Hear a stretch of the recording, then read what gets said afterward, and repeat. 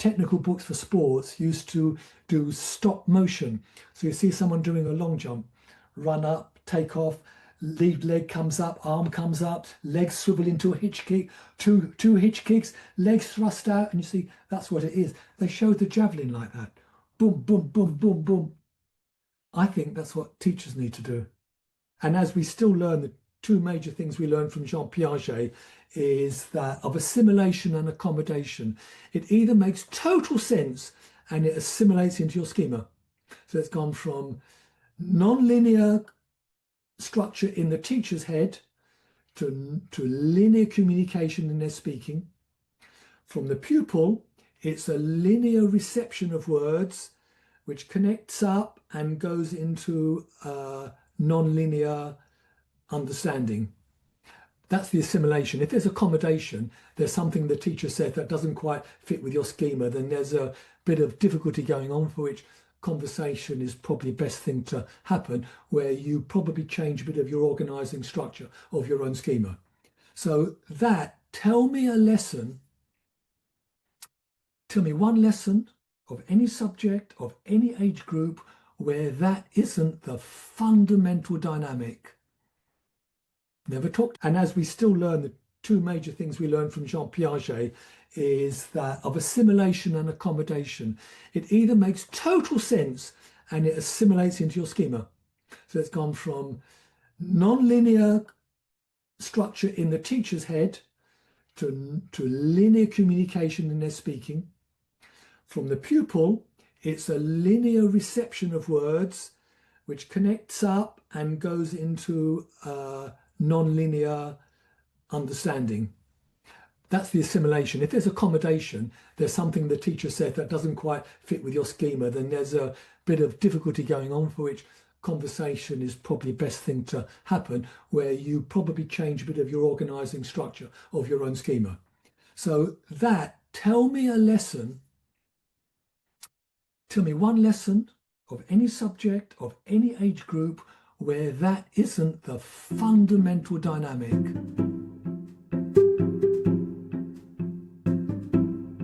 I know most of the people on the call obviously already know who you are, but when I was putting together the Luma event description for this, I put in that you'd written 36 books, and then I actually went back to check because I looked at Goodreads, and there's basically 36 books that you either authored or illustrated.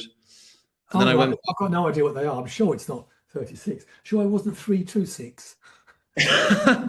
But yeah, so I went back to Goodreads, and actually in the meantime you'd already published another book, which is the coaching walkthroughs book. So anyway, it's honestly like a massive pleasure to be speaking to you, Oli, and I have been really inspired by your work on basically developing what I think we're going to talk about in terms of kind of multimodal learning. But also, obviously, you were a special school head teacher and are kind of one of the leading information designers or learning designers. So yeah, really, it's a pleasure to have you. Thank you so much, Oli. And by the way, if anyone has a question as we go along, please put it in the chat. So this call was actually initiated because I bumped into Oli at a conference, and he said to me, or he actually drew a picture for me which represented the fact that teachers have non-linear schema in their heads. They then tend to present that schema linearly in their teaching, and then they expect students to develop the non-linear schema themselves, like in their heads. And I thought that was a really powerful idea. So I guess could we start? Could you kind of just explain that, Oli? Yeah, first of all, I want to introduce this book to you. It's pretty old. I think it's at least 20, if not 30 years old. Joseph Novak is a researcher who used to work a lot with David Ausubel. Although Sarah Cottingcat keeps telling me I'm mispronounced Ausubel, it's some other variation. So he's a 1960s educational psychologist that no one ordinarily would know about, but because he's quoted, one quote is, if you had to reduce teaching to one thing, it is find out what a child knows, and then teach him what's next. They worked lots together, and Joseph Novak invented the concept map.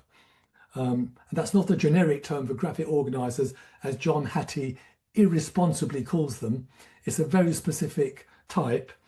And in this book, he says his view is, and I've got it quoted somewhere, but it's more or less says the fundamental problem, challenge in teaching in classrooms that's always present, whatever the policy, the government, it's always here. And it's a hidden dynamic, and it is this. One, the teacher has knowledge, and that knowledge, we all agree to adopt the story that we have schema. I say story because it's not true. Neurosurgeons cut your head open and they don't find any schema. There's no such thing as a schema going on. There's neuroscience are telling you how we have these grids and they connect up, and so schema is a good story that we've had before the neuroscientists came along. In fact, it was a term taken from Kant and the psychologists. But what we say is that it's always depicted and talked about as if it's non-linear. And we also talk about it being hierarchical in nature. So we have clothes here, and underneath that we have tops, and under tops we have shirts and t-shirts and jumpers. Very simply, it's hierarchical. If anyone likes the technical words, it's hyponymic hierarchies. Hyponymic hierarchies. It's how dictionaries are constructed, are connected. When you look at a definition of a word, it says going up, it says it's part of this, and going down, it says attributes of it are. So it's like a triangle, a hierarchical triangle. And that is essentially how a lot of people depict, or at least describe with words, the nature of schema. So teachers have these schema.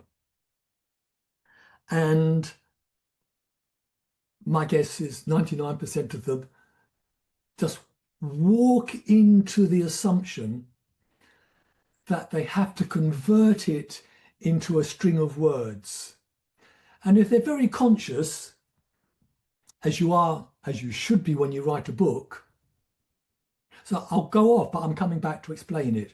When you write a book, you have more or less all these post-it notes, and you cover your wall or enormous desk, and you collect everything you've got there, and then you cull it, you make sure things aren't appropriate or they're duplications, and then you group them, and then you put them into hierarchies, and that's very satisfying. And that's my book. That's what I want to communicate. That's the idea. But of course, working for a publisher and an editor, you have to convert that non-linear, very satisfying, very validating, comprehensive and accurate representation into sentences and paragraphs and chapters. Has to go.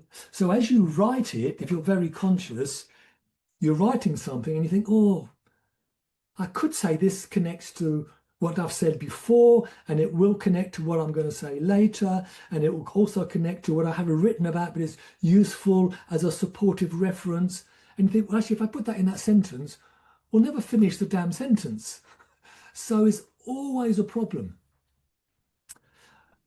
I was going to say, Oli, so how do you let the students into the schema that you've developed then, I guess, as a teacher? Well, anyway, so that was I've slowed it down, put it in slow motion, made it concrete with about writing a book. So it's not as concrete, it's not visible, it's almost instantaneous, and the teacher has to find the words to describe what they want to. And then, because teachers are good speakers and they're good storytellers, and there's a lot to be said for, as Willingham says, about the cognitive privilege of stories. It's more easily understood, it's easier to communicate and remember, blah, blah, blah. Nevertheless, the assumption of a teacher is, if you pay attention, even if you slant away as much as you want to, have a rigid back which will kill you later on in life, so you're slanting away, you're paying attention and you're tracking, that doesn't make the following process happen, which is you have these strings of words which both connect to your prior learning and connect to all the words that are being said in a particular order with either the implied or explicit connections, and then it attaches to your schema. About why it's never talked about, because we've become, I think, complete slaves to who the chosen cognitive scientists are. I'm not going to names, I could give you half a dozen. And if they started talking about Joseph Novak's insight into this dynamic of communication, the relationship between the internal nonlinear schema and the external linear communication of it, everybody would be talking about it. So I think there's an enormous amount of groupthink, or in this case, group non-think, just because it's not publicized and people aren't curious enough. That's a really interesting point, because I know that you've spoken a lot previously about the work of Barbara Tversky. And in her book, Mind in Motion, she said that spatial thinking rooted in perception of space and action is the foundation of all thought. Yes. And do you think it's a correct summary to say what you've described previously as dual coding story one, the idea that we should use images? Would you say that like Barbara Tversky's work is quite central to what you've previously called the dual coding story two, or the idea of like spatially arranging information is really important? Yes, I do. And there's a couple of other bits of research which, giving a meta conversation, one of the problems that I've just said about groupthink, there's a one perspective on reality. Reality is never captured with one perspective. So you need multiple perspectives. And with dual coding, people talk about visuals, but actually we talk about visuospatial. And so almost no attention is given to the spatial aspect. So Lakoff and Johnson were someone in the 80s who wrote about metaphors, but not metaphors in the literary flourishes that we normally know them as.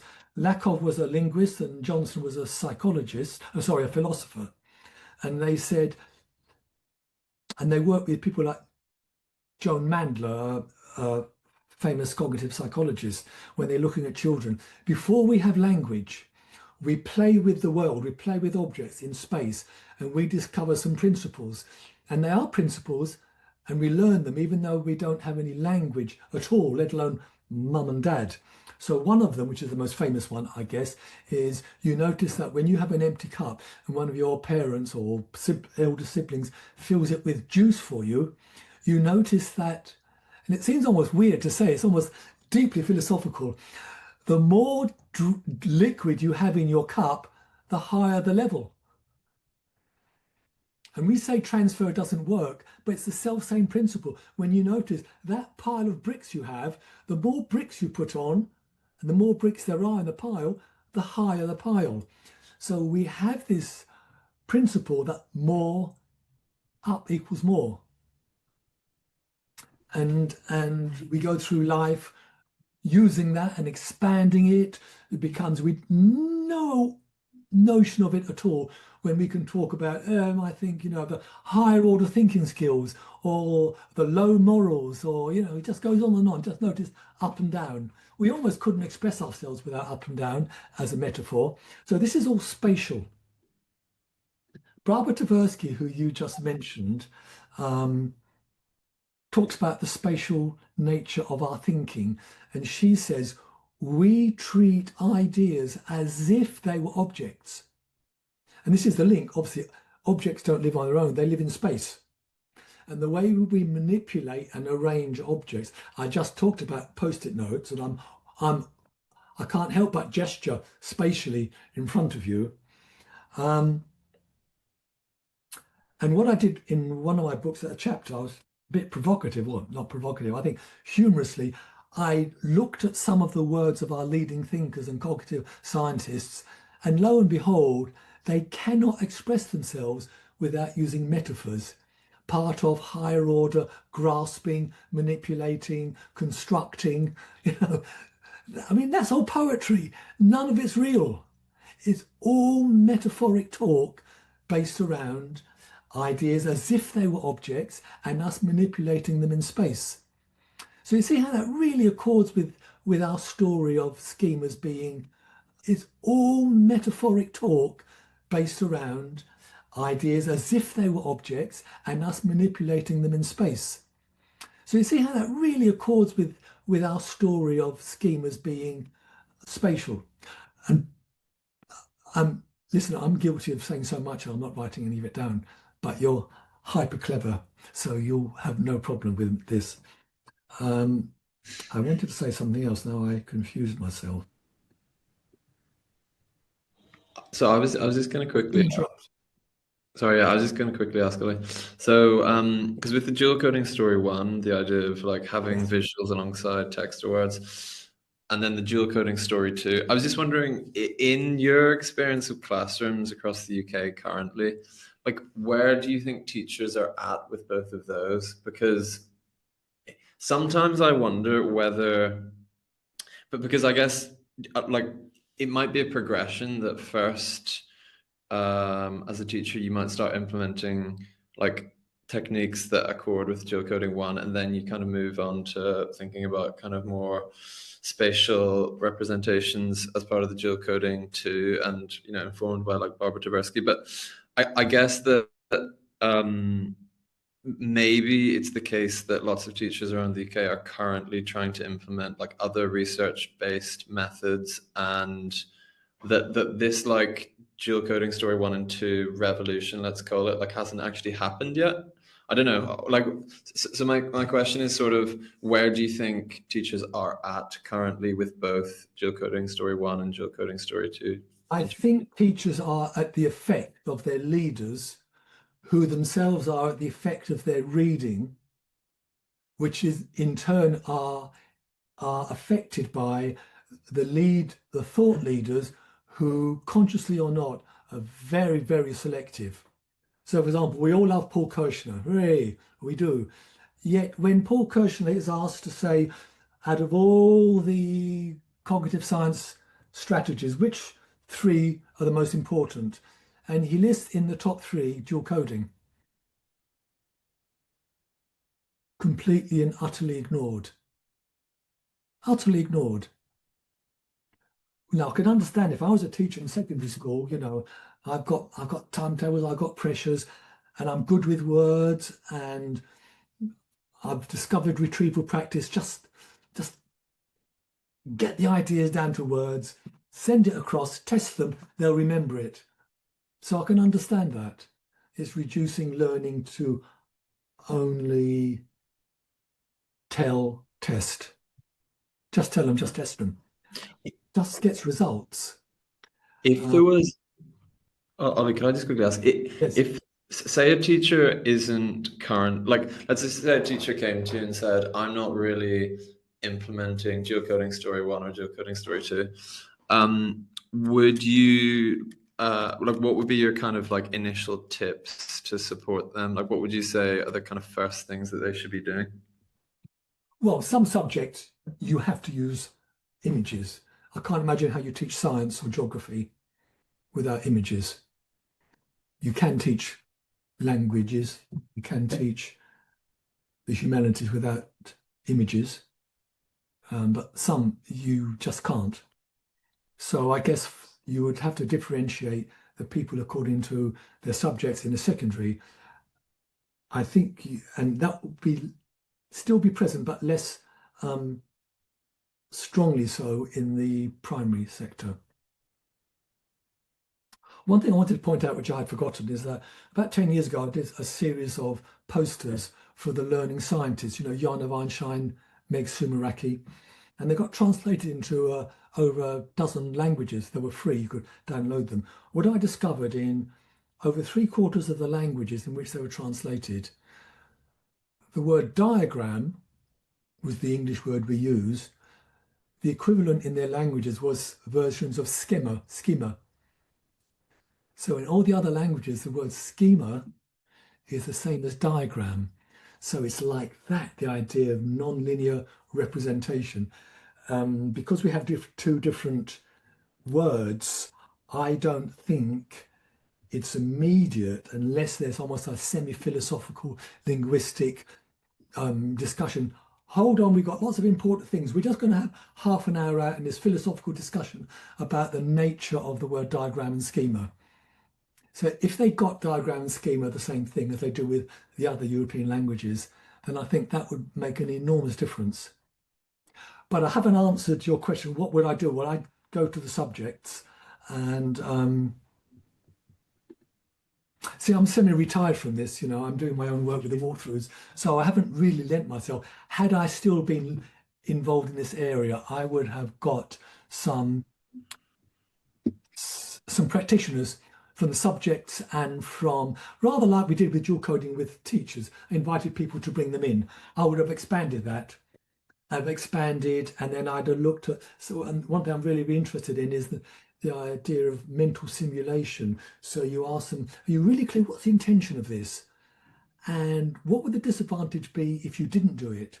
So what are the pitfalls when you try and do it? So really try and surface all the real practical problems which the teachers face, and then give them some simple solutions.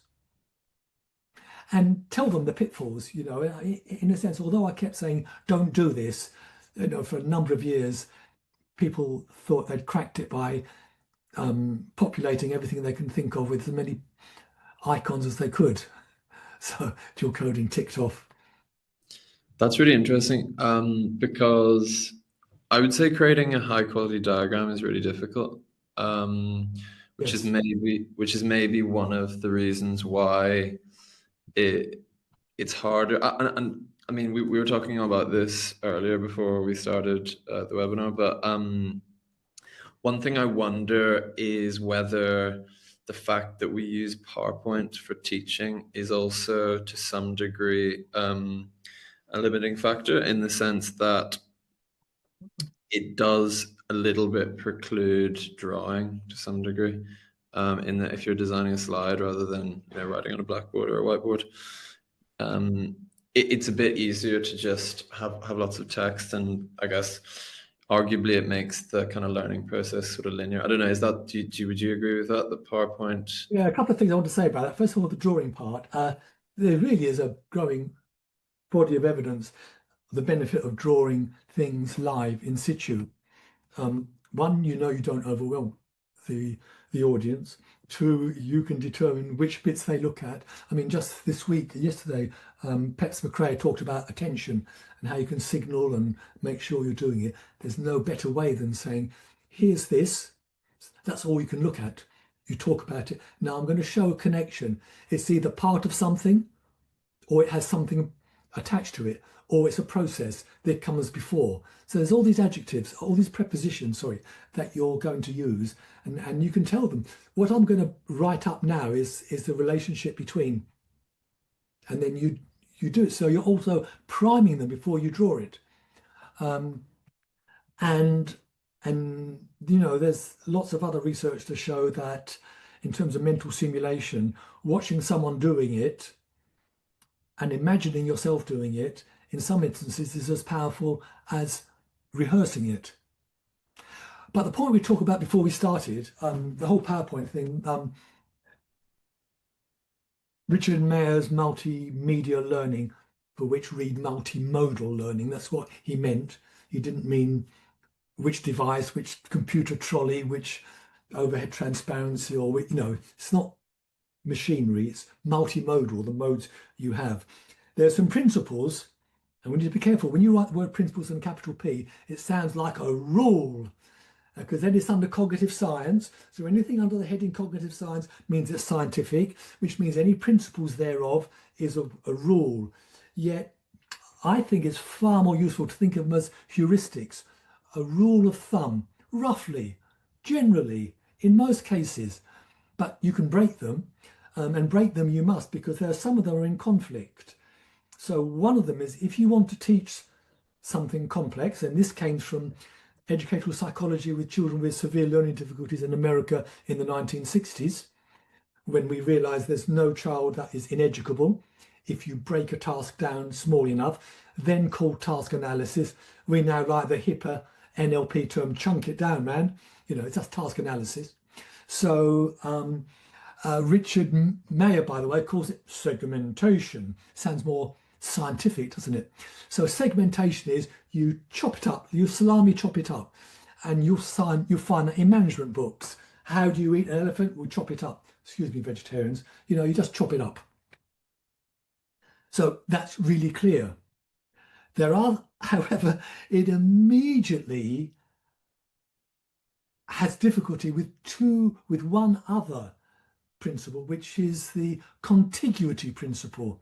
There's things are close together, they're contiguous. So they're either, and best if they're contiguous in time, so it's immediately followed, not like a minute later, and it's contiguous in space. It's not the other page, it's not the next slide. So really those sorts of things are best done in one canvas. That's why the old-fashioned, and especially the Japanese who have a whole pedagogy devoted to blackboard writing, you know, you see the lesson going from this blackboard, which goes, or green board actually, right across the whole wall, and you can see in time the development of thinking. You can go back in time, it's there, it's always there. You can master time. So you always have temporal contiguity, and its spatial contiguity is one broad canvas. But with PowerPoint slides, wow. You know, I've asked people, I've provoked people on Twitter, all right, here's a problem, tell me how you get around to it. And of course, the theory is answer. Well, do slide one and do it and practice and do retrieval practice and elaboration, blah, blah, blah, until they get it. Then move over to slide two. Blimey, that would be boring. I mean, yeah, that's a really interesting So the point. whole class, you can't move on because Jim hasn't got it yet. So hold on, he might be another 15 minutes. I've got to go through it all over again. Then you can look at slide two. It's never going to happen.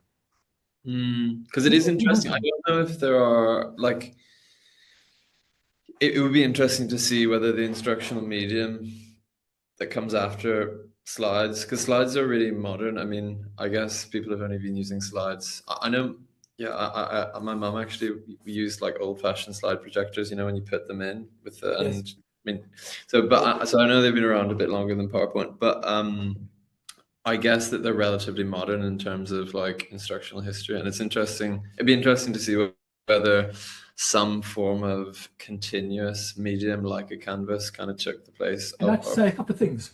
One is Alan Watts was the hippies' favourite professor. And he used to come up with some wonderful metaphors. He says, you're in a dark room, and I've noticed people have picked this up, I've introduced them. It's a 60-year-old metaphor. You're in a dark room, and you can either have a torchlight, which is incredibly powerful, obviously very, very narrow, and whatever it lands upon, it provides you with unbelievable acuity. You know exactly what it is. Then, of course, you move to somewhere else, you've forgotten. You've completely forgotten where you've been. All the details have disappeared. Not only have the detail disappeared, you don't know the nature of the relationship between that bit and the bit you're looking at now. Or you have a searchlight that lights the whole room up and it's kind of hazy and nothing's clear. That's always the problem you've got with PowerPoint. And if the scientists don't use those metaphors, they'll never see, oh, they're scientists, they've got to use metaphors. You have to use imagination. It's the greatest cognitive gift we have. Otherwise, and I presume teachers who look at Richard Mayer have decided, oh, it's science, I don't need to use my imagination. So they've never considered there's a tension between the segmentation and the contiguity principles. Now, 10 years ago, I went to, 15 years ago, I went to a 3-day conference of visual practitioners in Berlin. I was the only educator there. And even 15 years ago, I saw a video of someone in Silicon Valley where the whole damn wall was, well, 2 walls were digital. So he had his PowerPoint slide, and when he finished it, he flicked it, and it was over there. So it's like an enlarged digital Japanese chalkboard. Wow, that sounds amazing. Now, by the way, after having seen that, when I was leading training all the time, I found an analog solution. So I went into obviously the school hall where I gave the training, and you know those lovely dinner tables where you flick the tables on? Well, I had them all. I had tables in a semicircular around me. So my slides, my slides would be behind me, and around me are these tables, and upon them They were out. Upon them, I put tables on their end. And I'd already had some architect's paper, really big sheets of paper. So after, I don't know, 15 minutes, I went up and on the first left-hand side, I I blue tacked, low tech, I blue tacked my notes that I'd already prepared. So as I went through the day, they could see the development of their thinking, which means not only is there a recall, but I could then say, do you remember when we looked at that? How does that relate to this? So within the linear structure of me speaking, and there's time and there's sections, I found a way to make explicit and practical. And I think, interestingly, the multiple connections. Interesting. That sounds My really 50, my nearly 50 years in education, the words I've heard all the time is make, only connect, Ian Forster, make connections, do connections. I never hear anything other than that. Just last week, I saw a famous person talk about, oh, we need to reveal to pupils the underlying structure of knowledge, the connections, interesting. and nothing follows up. What type of connections? Is there a taxonomy of connections? Can we use it? They cross subject, no talk, nothing, empty, sloganeering. Connections, man. Right, okay. What's the next slogan? So That's really. point, empty, vacuous. Correct, but I was vacuous. Yeah, I was I read a really interesting book about curiosity recently where I mean maybe this falls into the trap of kind of like using the slogan of connections, but they have the phrase which is curiosity is edge work, and by edge they mean curiosity is more about the connections between two pieces of information than about the piece of information itself, which I thought was quite interesting. Um, I Yeah, had a well, yeah, go ahead. I had a quick question that I wanted to ask kind of tactically. So in terms of your work, you have a distinctive style. I think most people, if they saw a piece of your work, would know that you'd done it, if they're aware of your work. Like how important do you think is like internal consistency for teachers who are trying to develop as learning designers? Is it important that like for the cognitive load of students that if they're designing, say, like a diagram or an illustration or something, that it is like consistent from lesson to lesson? How important do you think that is?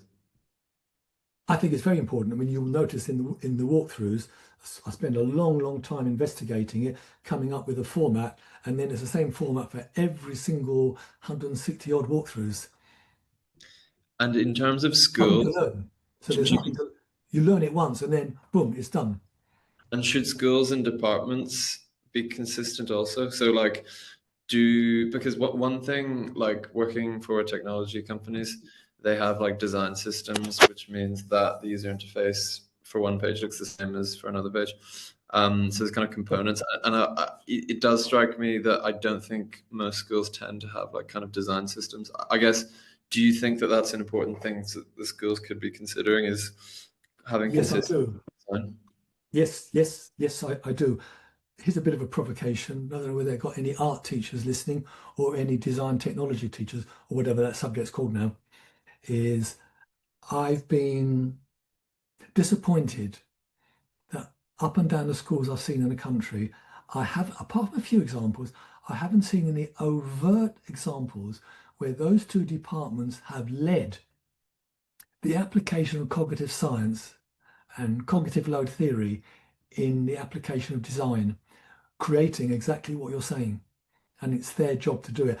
If I was still doing it, I could do a 1 day course, I could do a half day course that would cover the main grounds about consistency in design for diagrams, because certainly consistency in slides and in documents. I did advise, no, I won't talk about that, sorry. That is really interesting. So, what do you think about a whole system level approach? The reason I ask this, and I already talked to you about this, but for everyone else, I did the information design summer school this year, which I can put a link to it. It's a really good summer school you can do on information design.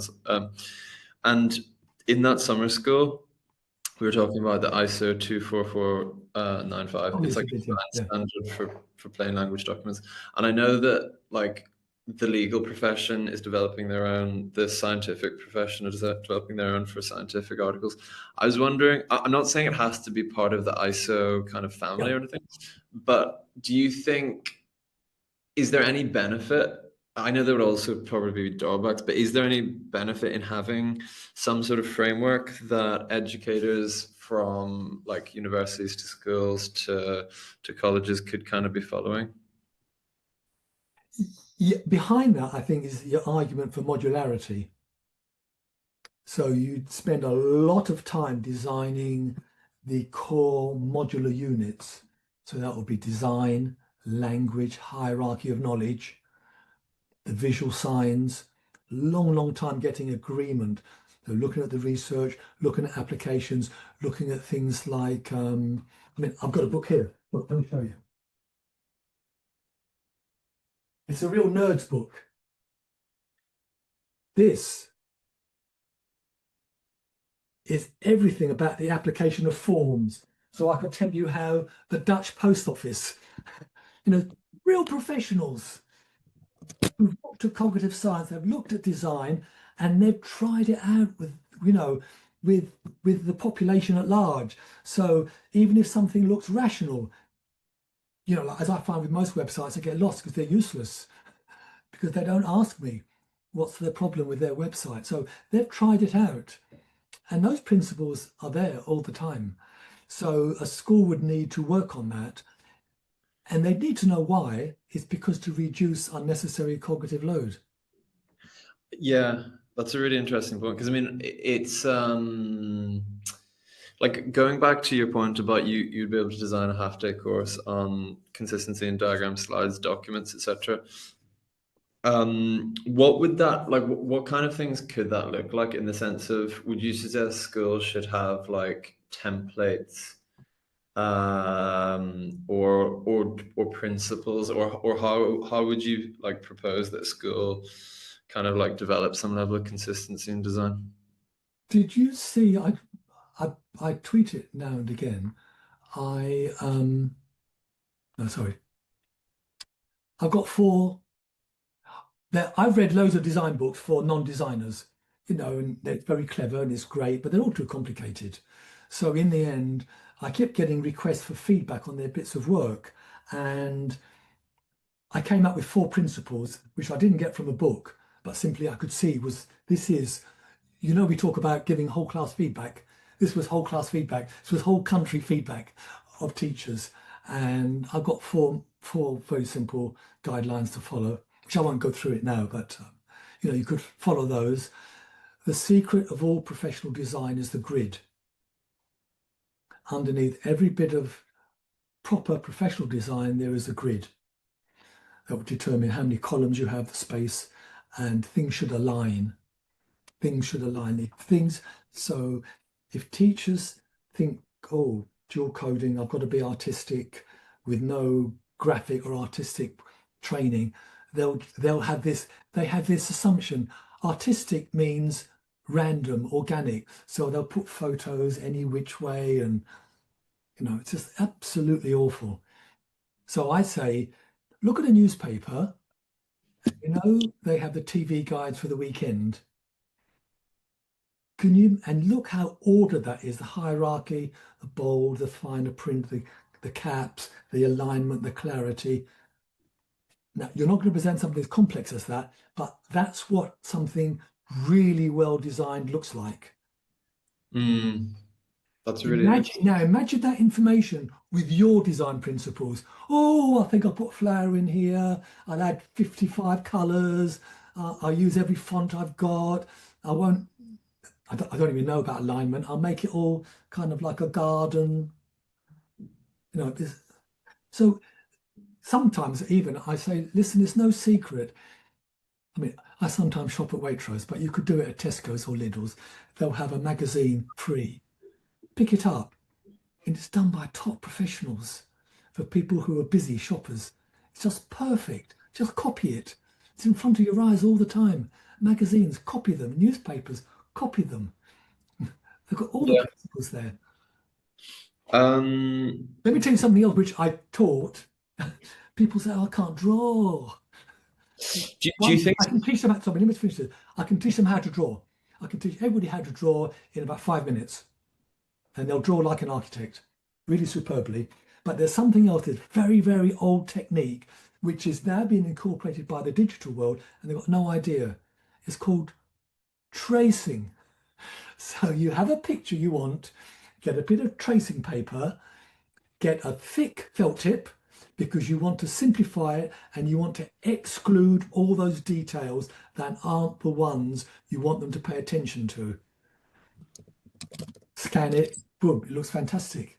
It's all in proportion, it's all correct, and it hasn't got all the disadvantages of a photograph. Photographs are mostly useless because they bombard your eyes with loads of things you don't want them to look at. So I did that. I went to a secondary school and a history teacher said, I'm teaching in America how they teach the Wild West to American kids. And they showed me like a 1960s lovely illustration of the Wild West, you know, wagon trains, etc. He says, I showed it to them and they can't see what I'm asking them. I said, no, because they're not looking at it like you're looking at it. So I told him to get a tracing paper and trace the bits that you want them to focus on. Took it out and they showed him the picture, which is rich and everything and coloured. Now look at my tracing. That's what I want you to focus on. Now put the tracing on top of the original and they go, ah, I've got it. So you can model someone by shaping their perception. It's just fantastic. I mean, you do it with layers on drawing digitally. That's just so fantastic. So you can show them the complex photograph, then you show them the simplified version. Now look at that. Ignore all the other details, focus on that, that's bit. Then go back, put it on again. They'll go, you're shaping their perception. That's really fantastic. You actually can train them to see like the expert that you are. So there's lots of little things that you can do, which would be a fun course for me to design because I've done bits of it before. It would be a fun course for people to do as well. I think it would be really interesting. So there is a question in the chat, which I think is a good question for Michael. If we accept the fact that we organize and code things we learn into a nonlinear metaphor, and if we accept the fact that students are receiving information from us in a linear way, only to then reorganize it into a nonlinear form in their mind, what are the best ways of helping students organize and encode new information in a nonlinear way? And at the end of a sequence of lessons, I'm trying to get students to draw their own mind maps, but I don't know how to mark them. What are the do's and don'ts of creating a good... Okay, great question. That covers a lot of things I've discovered over the years. One is mind map is only one graphic organizer, and I've actually retermed them a word diagram because these graphic organizers, because that's what they are, they're diagrams made of words. Whether you use colors or pictures or icons is kind of by the way. We're looking at non-linear organization of words. And they sit in between theories about how we deal with images, dual coding, and how we deal with language. They are neither sufficiently well explained by either of those two types. So I just tweeted that they're basically, I think was really useful. By the way, I worked with a male infant teacher who did this with his pupils. They absolutely loved it. Whenever he was about to teach them something, he says, we're going to focus on one of these four, you know the four, we're going to focus on this way or we're going to cut it up. So basically in life, there's either content or process. Or you could say there's schema or there's mental model. And those are broken down, so there's four altogether. Under the content, we have chunk, whole part, whole, categorization. That's all the same thing. Or we compare. Under process, we can order things temporally, chronologically, or we can sequence things causally. And when I went around schools for 15 years, I used to ask teachers, and I went to quite a few top private schools, so I want you to catch me out. You're subject experts. Some of them had PhDs. tell me any aspect of your subject which I couldn't teach with these four distinctions: whole, part, whole, chunking, categorizing, compare and contrast, sequencing temporally or chronologically, and sequencing cause and effect. Not one. I could answer all their questions. That is what your curriculum that we go on about so much, curriculum design, knowledge of structure, but they never get into any details. And you can teach kids that in one lesson, and you go over it. By the end of the week, they've absolutely got it. And they'll then be asking you, sir, miss, are we looking at this new subject first by comparing it, and then should we break it down and look at how the wholes and the parts fit together? Or are we going to look at what happened? It's so simple. So simple. So then, only when we get that, because otherwise the main problem is, well, there are several problems. One is teachers choose the wrong tool for the task. So if you're going to look at something cause and effect, you really, really wouldn't want to use a mind map. I know Tony Bazan, the originator, says you can if you draw, first episode on one branch, then draw an arrow. There's just no need. Our Western conception of time and cause and effect is linear, left to right. So there are multiple tools you can use for that. So you need to know, you need to look at the structure of the knowledge and which aspect you want to clarify. Then you go and choose tool in either of these four camps. That makes a lot of sense. So And the yeah, last thing we need to work out is that the research shows that pupils get a great deal of benefit if they create them themselves. And here's this lovely tension. But of course, Frederick Reef, in Applying Cognitive Science to Education, says learners who know nothing about the new information, by definition, can't organize it. You can't organize unfamiliar information. So then yes, but they benefit most if they did, but they can't. And that's fundamental. When you look at the research, I've split my head trying to work it out. They would do better if they could create it, but they can't. So obviously, what's the answer? The answer is teacher models and teacher scaffolds. So drawing, here's this thing. It could be a timeline, or at each node you expand it. So here I'm going to draw this next because this I think we saw was next. So what might I add to it? Right, you copy it, you add to it. That would be the way. And then you gradually release the scaffold. that makes a lot of sense. So you first understand the purpose or the kind of like cognitive category, and then you work out which type of representation from there, and then you model and scaffold. Because it even gets more complex. So when you say, I really want to analyze it causally, cause and effect, then when you look at the tools, they all kind of do something slightly different.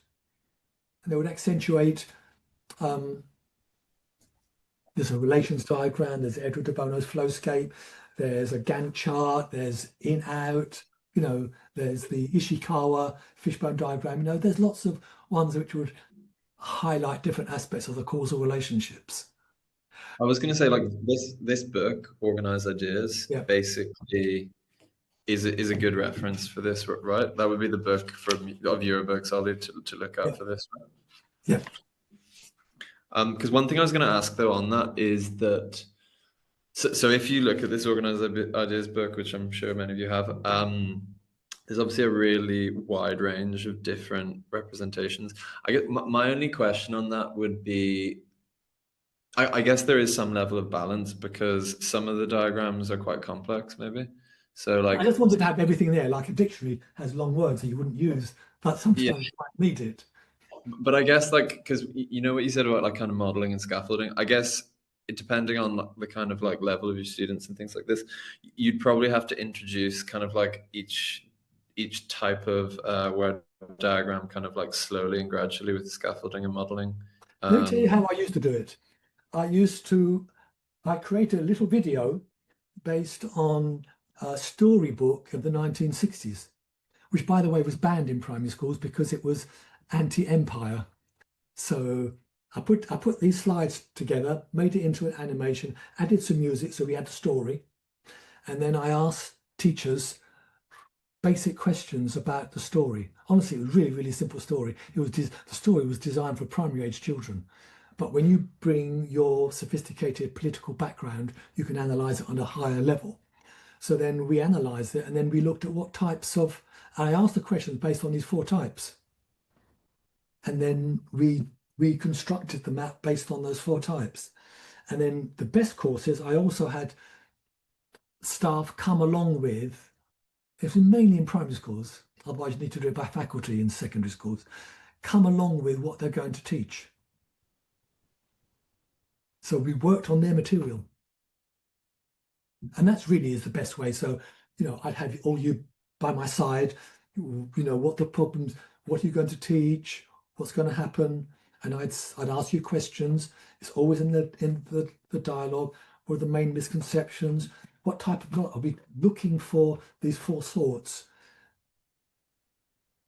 So maybe I'll illustrate this post. One of the schools I went to, when I was asking the teachers to find fault with this, someone said, "Yes, Oliver, could you though?" Yeah, but it wouldn't do answer a question like, explain the changing psychological profile of Lady Macbeth from the beginning to the end of the play. So I walked this. So on the stage, on the left-hand side, I said, here I'm asking, what is it? Her psychological profile.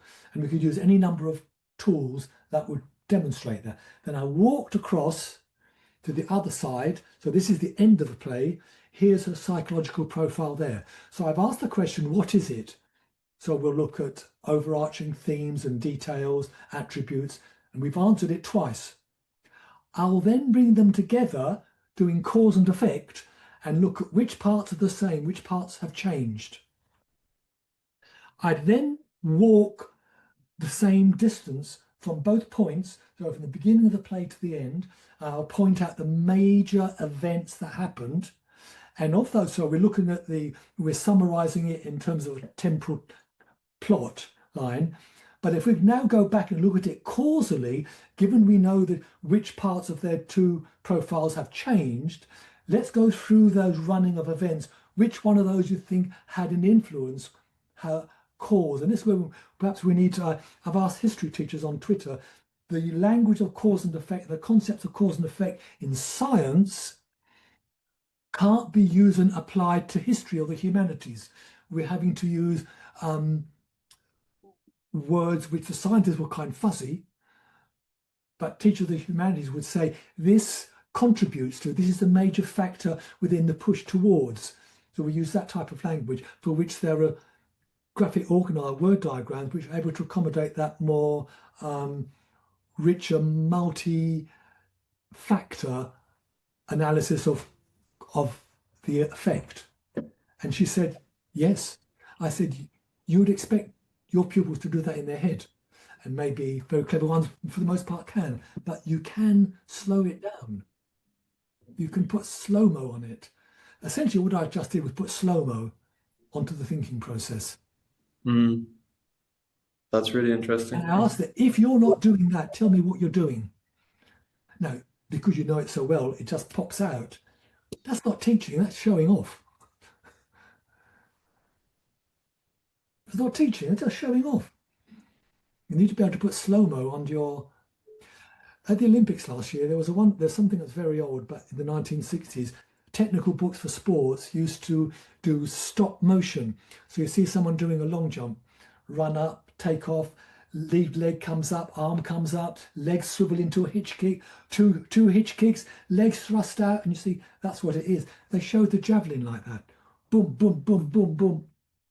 I think that's what teachers need to do. That's really interesting. Which is the problem with worked examples. You do everything. It's almost like me saying, here's the javelin, look, jump, boom, there you are, off you go, do the javelin. You need to go step 1, boom, step 2, boom, and you can always go see step 1.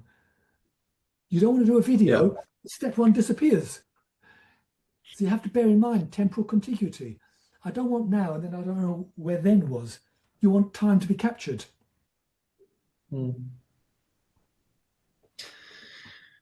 Because going back to... I'm going very quickly. Does that make sense?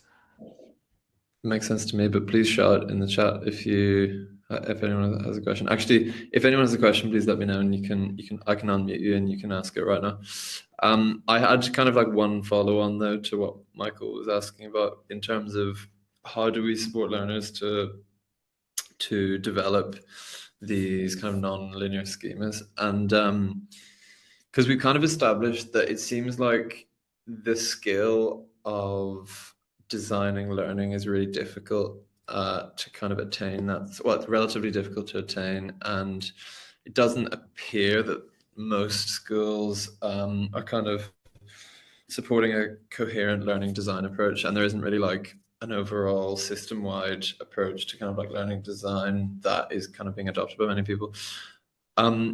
So I guess, do you think that, like, what do you think we should do, Oli? Like, if let's say in like 10 years we wanted to see an education system in the UK that was much more focused on kind of like learning design and supporting students kind of like non-linear development of linear schemas, like how do you think we could kind of get there?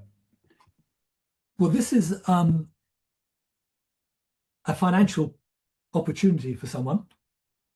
I think you would need to collect all the research, and it will go well beyond just Sweller and Mayer.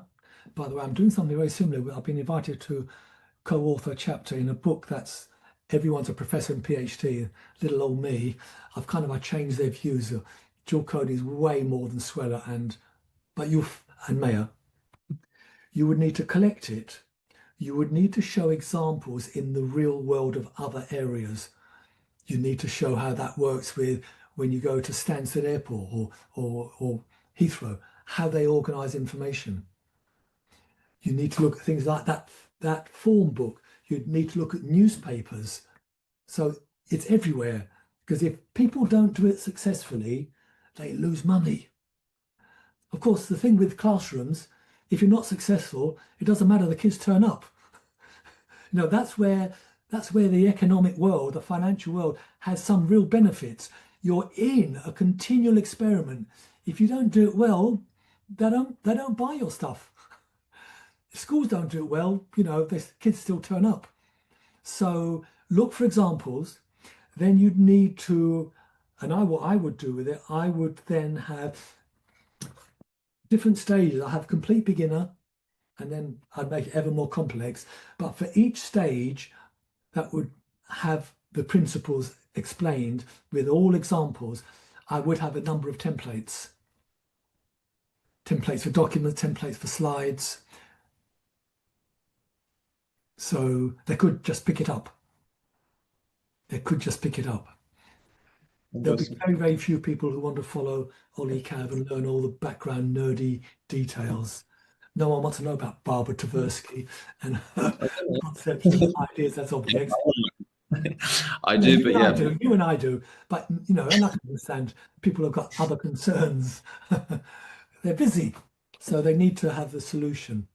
And maybe once they get the solution, the trouble with schools, if they have a solution, if it's designed by the management team, and then they'll go against all the principles. They'll have the logos must take over a third of the slide. Every slide, I want a picture of the head of the academy, and I want all the grants we've achieved and all our Ofsted, and that will take up a third of the slide. Everyone. And they will insist on it, and they'll get their way. It'll be terrible, and they'll think they're doing something grand. Because they are busy people and they have good intentions, but it's just awful. Yeah.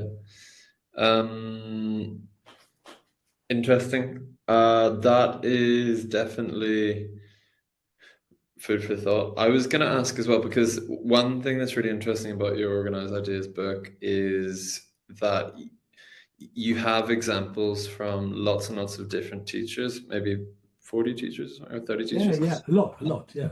Different subjects, different phases, which I think is really powerful. But one thing I've wondered is like whether there could be a kind of like extension of that. Like, let's say there, a website where everyone could, like, where teachers who kind of are interested in this sort of thing could share their or even kind of, I don't know, like even like a kind of shared canvas or something where people share No, I things. think that would be good. Excellent. But That's does something like great. that already exist in terms of like, is there a network already, do you think? Or like, are there already? I really don't know. I don't know.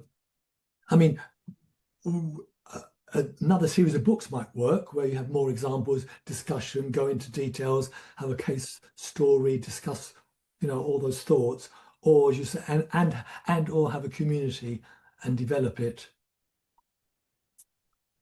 And had it been another time, I might well have asked you and the audience this morning to join me, and we'd start such a venture. That'd be really useful. Maybe we should maybe we should do that. By the way, please. So I think at this point, please, if you have a question, put up your hand. We only actually have a couple of minutes left, really. But if anyone had a question, put up your hand. I know Nikki, you kind of, you might have had a question, Nikki, from the chat, or but so please, like raise your hand and I ask a didn't question. have a question, but I did actually just want to say I found it so absolutely fascinating. In just everything you said, I work in schools a lot, and one of the things that I think is really interesting is that I often say to teachers that everyone teaches in the way that their brain organizes and processes information, and so what we struggle with is the students with needs are often very much left behind because they need to break down concepts into a system that they have in their head, and they don't understand what that system is yet. So I've really found I could talk about this with you for ages and learn so much because I find it absolutely fascinating. So thank you very much. I didn't really have anything else to say apart from that. That's kind. I think one of the problems has been over the last few decades is that psychologists sometimes show their lack of understanding of psychology. So we look at the perennial problems of learning styles, and they haven't learned that 30 years of saying, here's the research, you're stupid. You're so dumb and stupid. Here's the research, learn. And then 2 years later, you're so dumb and stupid. But actually, if you investigate it still further, you'll find there are some better explanations than learning style theory. There's embodied cognition, which is incorporated in cognitive load theory, how we need to use our bodies. And if you You've got a book that you recommend on that one, actually, because that's a really interesting one that I'm probably at next. Yes, is how to defunk this whole learning styles idea, but also look at the visuals are so important. Yes, that's fabulous. She's a journalist, so she's not a scientist, which is good. She's a journalist, so she knows how to write. Okay, is that Annie? Yes, you'll find that fascinating. Thank you so much. I want to promote. There's a much thinner version that I wrote with 2 teachers. I'm a dyslexic, so I like thin books, especially if they've got pictures in. Oh, lots of pictures. Yeah, lots of pictures. Okay, I'll buy that. My next one then.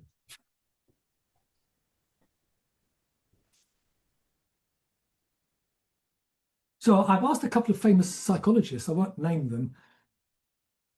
You're a bit dim, aren't you? Just keep telling people they're stupid and then you're surprised they don't learn. And when I said, already established evidence in embodied cognition and other areas do answer the main problems. And that would really start to give some practical evidence-based alternative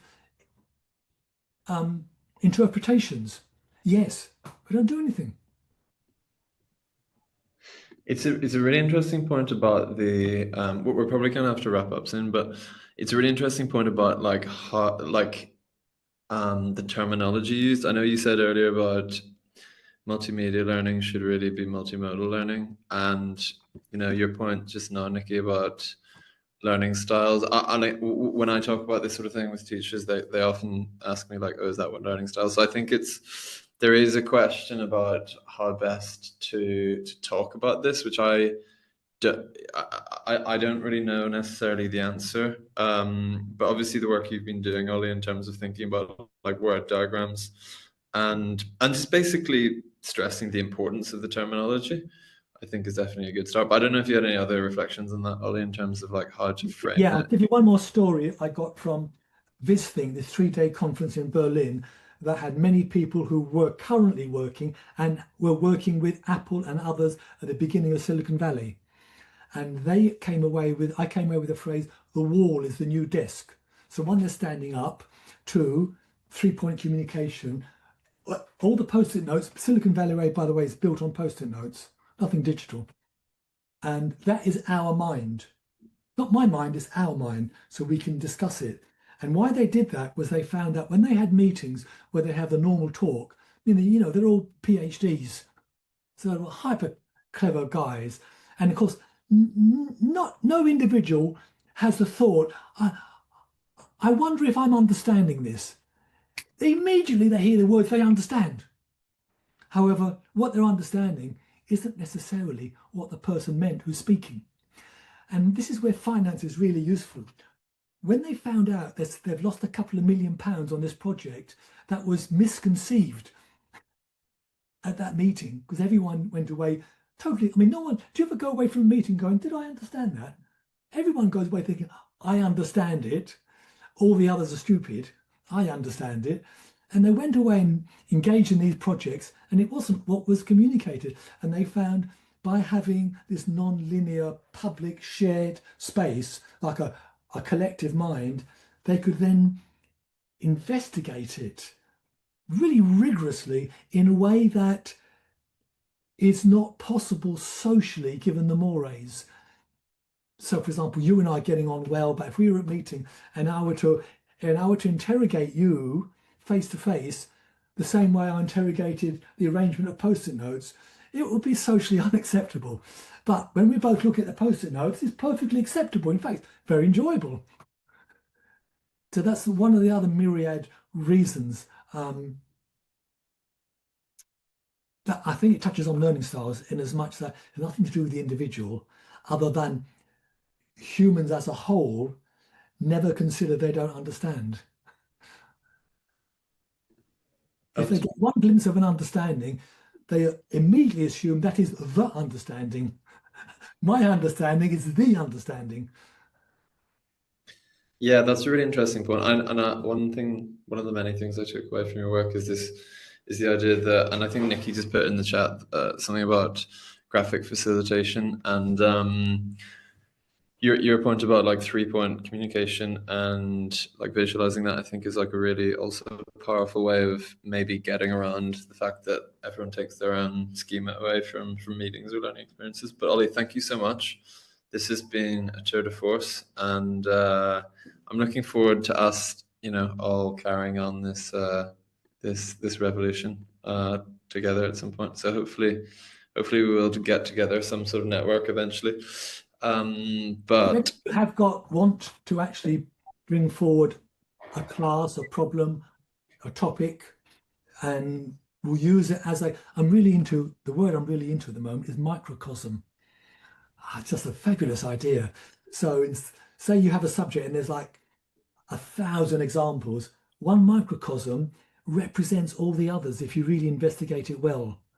So if you bring forward a topic, it's a microcosm, and you should learn enough to be able to then apply it. And this thing that psychologists think doesn't happen, but that's because they're negatively inclined, transfer that to whatever are your issues. So that might be a really interesting, maybe more than an hour workshop where you bring something along and we have a discussion where we really hammer out to make sure we both understood. That'd be really good. Would you be willing to do that? Yeah. We have a microcosm. With the microcosmonauts. That'd be good fun. Amazing. Well, actually, if anyone's got an idea for something that they wanted to bring along to meetings such as that, then let me know. And I would definitely love to attend and or help organize. That sounds great. But Oli, thank you so much. Thank you so much, everyone who joined. We had a great chat, and yeah, thank you so much. Have a great evening. Thank you for indulging me in all these fancy ideas that I saw. Thank you. Great, thank you so much. Cheers, Oli. Bye all. She says that the bigger the screen, the better the accomplishment and understanding of whoever the subjects were in the experiment. She gives one reason. I think there's two reasons. one reason, as I said, is you don't suffer from split attention. And Yeah. I mean, what I find so frustrating about followers of cognitive load theory, not the theory, is they spend so much time going on that it's a bloody science, Mm, but so little time in prodding it, investigating, thinking about it. mm. So I've never heard anyone say the major problem of a computer is split attention. It's a really good point, because I mean, one other thing I was going to ask you was about, like, is using PowerPoint, because PowerPoint as an instructional tool is relatively modern, and I was wondering, like, if you think, because even like some blackboards you can kind of pull them down. You like put, like, I know Yeah. especially in the US that like the blackboards I've seen that they use, it's like you can write something on it, you can pull it down. I know that some schools have like blackboards which cover the whole room. I just, like, one thing I was going to ask you is, like, do you think the canvas could become like the medium for instruction rather than the presentation? Because for many different reasons, I think presentations are quite bad for learning. Yeah, when you say canvas, what do you mean by, you mean canvas, the, It's a good point. I'm being a bit vague, but I guess what I mean is, so the issue that I've noticed with presentations is that all the lessons are split into separate presentations for a start. yeah, So the connections in between the like the different lessons are sort of lost. And also then the lesson is split into slides. So there's like splitting is happening twice. And to me, like, I don't exactly know what it would look like, but to me, it would make more sense if there was some sort of like canvas thing where yeah. the different pieces of knowledge from within the lesson and the different pieces of knowledge between lessons could kind of be combined. Yeah, one explanation I've got, and again, I'm so disappointed. No one, when I say critical, in the sense of curious, they don't seem to investigate what's being said. So in Richard Mayer, you know Richard Mayer, multimedia theory, which, by the way, talk about an incredible example of sunk lost. He knew early on that he made a massive mistake calling it multimedia.